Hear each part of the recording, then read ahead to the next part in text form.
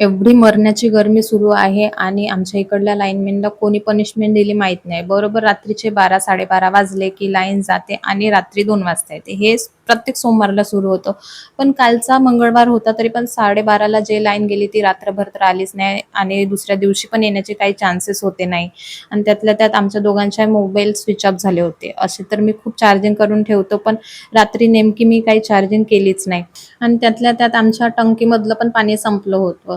तर रात्री मी काही भांडे घासून ठेवले नव्हते, कारण की जिथे मी उभी राहून भांडे घासते तिथे लाल मुंग्या खूप होत्या, म्हणून मी भांडे घासले नाही. म्हणून तेवढंच पाणी आम्हाला वापरायला भेटलं, बाकीचे काही कामं करताच आले नाही. मग रेयांच्या फ्रेंडच्या घरी गेली आणि तिथून मोबाईल चार्ज करून आणला आणि यशवीच्या मामाला फोन केला आणि तिला मम्मीच्या घराकडे पाठवून दिलं. नंतर मग रेयांचे पप्पा आले, त्यांची मीटिंग होती आणि त्यांच्या मोबाईलमध्ये काहीच चार्जिंग नव्हती. नंतर मग आम्ही दोघं पण मम्मीच्या इकडे गेलो. तर मग त्यांनी चार्जिंगला मोबाईल लावला आणि मी आणि मम्मी बँकेमध्ये गेलो. नंतर तिकडनं आम्ही दोघंच घरी आलो.